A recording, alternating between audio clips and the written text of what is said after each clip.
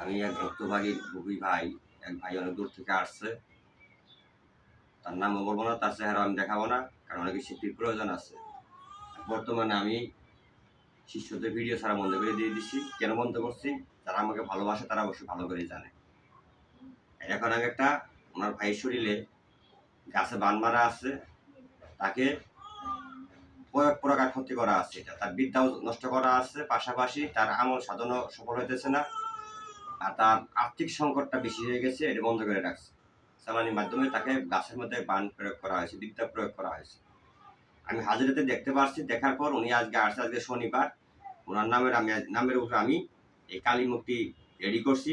এখানে যা কিছু করণীয় করবো, করার পর তারপর আমি কালী কাটা দেবো। এই কালী কাটা এমন একটা শক্তিশালী, আমার পরীক্ষিত।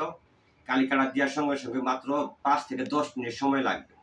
10 মিনিটের মধ্যেই মনে করেন যে এটা একবার কমপ্লিট পুরো শরীর থেকে। যদি কোনো রোগী এরকম কঠিন কষ্ট থাকে এই বান চলার অবস্থার কারণে বা শরীরে বান থাকার কারণে, তাহলে এই রোগীর নগদ খারাপ রোগে সে অনুভব করতে পারবে যে হ্যাঁ, আমার শরীর পাতলা হয়ে গেছে এই মুহূর্তে। এরকম একটা পরীক্ষিত করা এটা আমি এগুলোর প্রতিদিন প্রতি শনি মঙ্গলবারে এই বান কাটার কাজগুলো আমি করতে হয়, 2-4-5টা করতে হয়।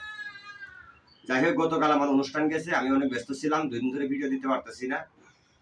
আলহামদুলিল্লাহ, আল্লাহ পাক আমাকে সফলভাবে অনুষ্ঠান সফল হয়েছে, আমি খুশি আলহামদুলিল্লাহ। অনেক শিষ্যগণ আসছে, যারা আসছে তাদের প্রতি খুশি, যারা না আসছে তাদের প্রতি আরো বেশি খুশি। কেন তাদের প্রতি আরো বেশি খুশি সে বিষয়ে আমি বলবো না, কারণ সমালোচনা করা সাধারণ ব্যক্তির ব্যাপার, আর সমালোচিত হইতে অনেক বেশি বড় কিছু হইতে হবে।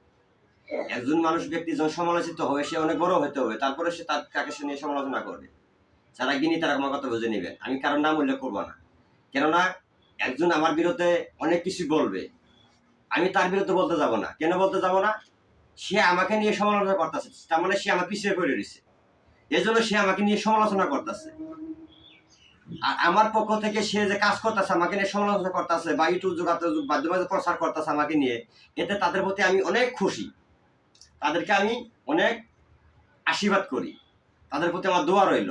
কেননা আমার হয়ে তারা কাজ করতেছে, আমার হয়ে তারা আমার প্রচার করতেছে, আমার নামটা তো ওদের চ্যানেলও বলতেছে, ওদের চ্যানেল সাবস্ক্রাইবার ভাইদের আমাকে খুঁজে ব্যয় করবে বা অনেক লোকে চিনবেন, হ্যাঁ এই ধরনের কাজ সে পারে, মানে এটা প্রমাণ তারা করতেছে।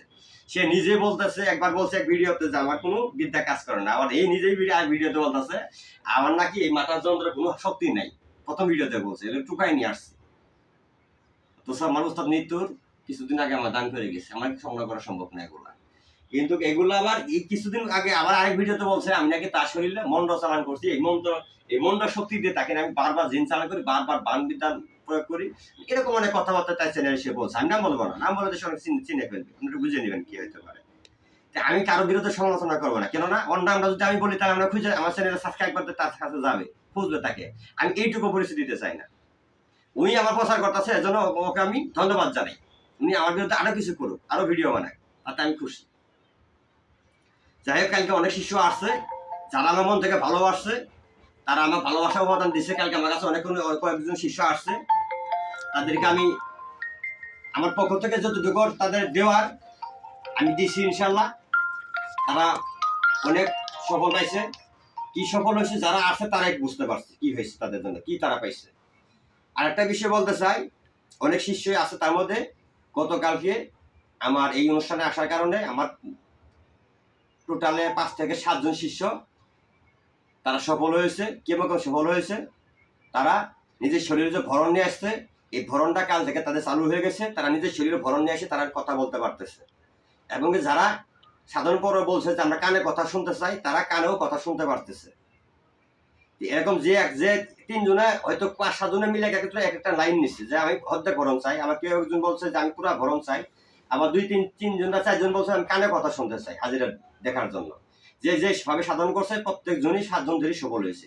আরো অনেকেই আছে, তাদের কার্যক্রমে দিব, আস্তে আস্তে দিব, কিন্তু তাদের সময় হতে হবে।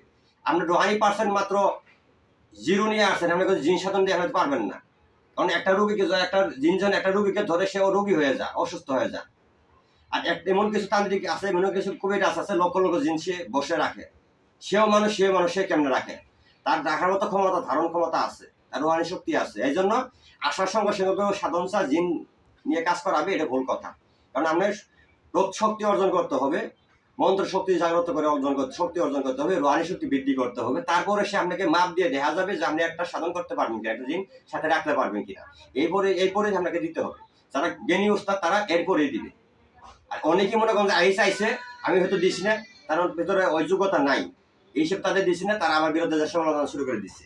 এটা তার ব্যক্তিগত ব্যাপার, তাদের নিজের কপাল তারা নিজে খেয়েছে, আমার কিচ্ছু করার নেই। বড় সাগরে ওই কেমন জানি কথাটা বলে, মানুষ আসবে আর যাবে, আসবে আর যাবে, এদের নিয়ে আমার দুঃখ প্রকাশ করার কিছু নেই। ওই 5 জন গেছে আর 20 জন আসছে, এতে আমার দুঃখ নেই। যাই হোক, অনেক কথাই বললাম, হয়তো কথা কোন ভালো থাকতে পারে, আপনারা ক্ষমা সুদৃষ্টি দেখবেন।